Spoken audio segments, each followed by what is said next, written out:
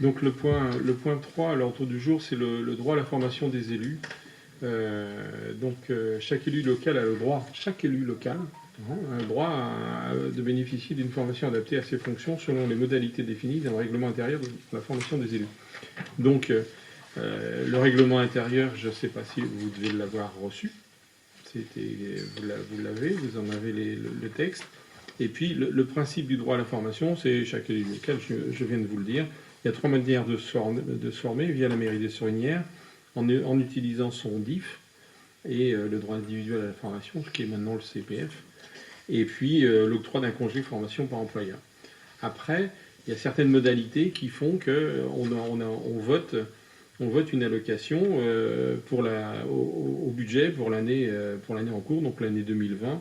Et entre autres, dans le règlement intérieur, il est dit que les dépenses de formation constituent pour le budget de la collectivité une dépense obligatoire si l'organisme de formation est agréé par le ministère de l'Intérieur pour les formations des élus locaux. Le montant plafond des dépenses de formation est fixé à 3 000 € pour l'année 2020.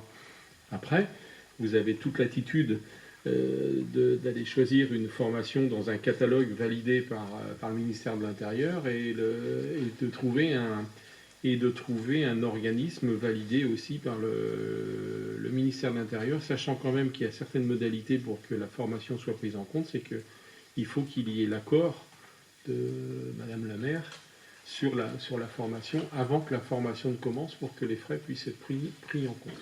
Ça, c'est quelques modalités pratiques qu'il ne faut pas oublier parce que faire une formation, envoyer des frais après que la formation est faite dans n'importe quel organisme ou société, que vous soyez dans le privé ou dans le public. Le privé, je connais, ça ne marche pas.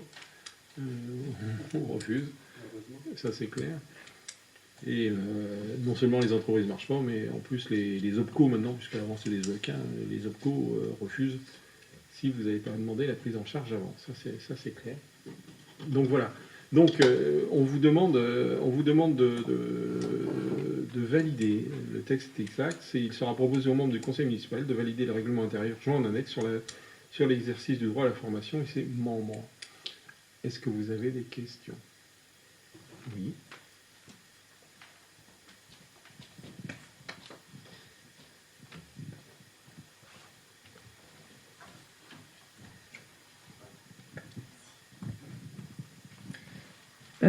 Non, c'est pas une question, c'est une remarque concernant les modalités. Donc j'entends que c'est un droit. Hein.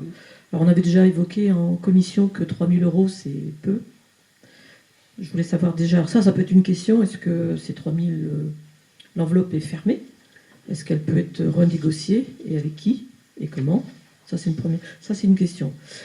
Ma remarque, c'est effectivement le droit individuel est pas obligatoire mais fortement conseillé.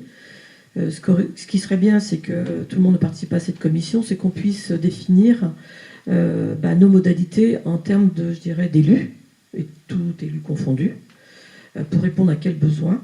On l'avait évoqué un peu partiellement sur des thématiques communes, mais je pense que ce serait important qu'on puisse partager sur les priorités, c'est quoi la cible, parce que l'individuel c'est bien, hein, mais alors j'entends que vous proposez ce qu'on aille chercher sur...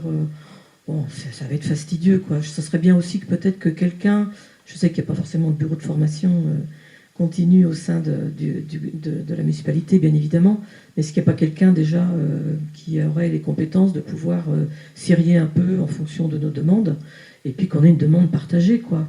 Qu'on ne parte pas forcément les uns après les autres en formation, qu'on ait ciblé une priorité qui pourrait être, je ne sais pas, moi je dis ça, les finances, ou c'est quelque chose un peu plus ardu, quoi. Mais que ce soit vraiment une volonté, pas forcément qu'individuelle, il peut l'avoir, mais une volonté collégiale et de répondre à un objectif annuel. Voilà, c'est une remarque, ça. Par contre, la question, c'est bon, je ne la repose pas? Non, c'est bon, je vais te répondre. Merci. Je vais commencer par la fin.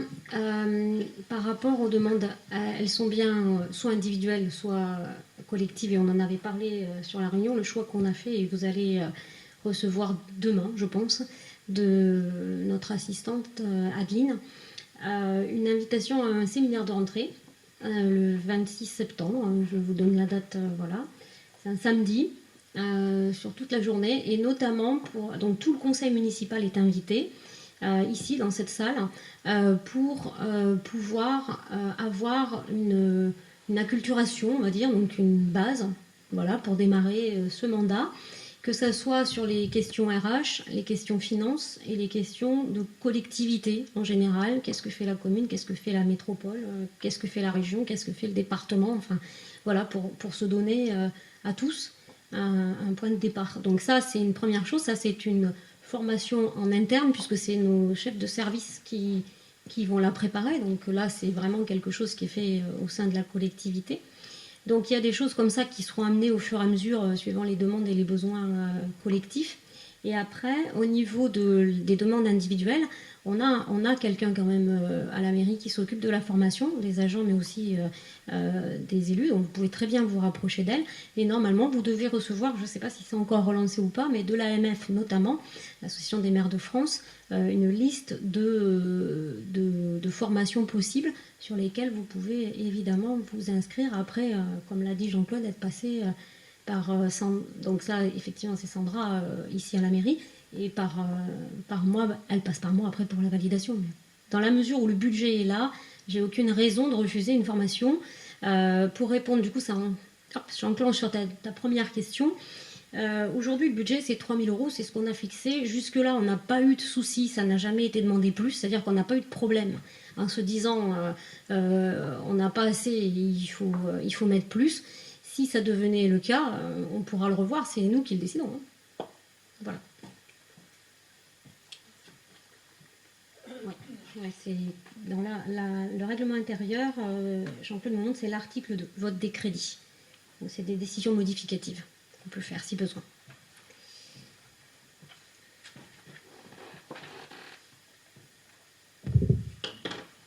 S'il n'y a plus de questions, on va procéder au vote.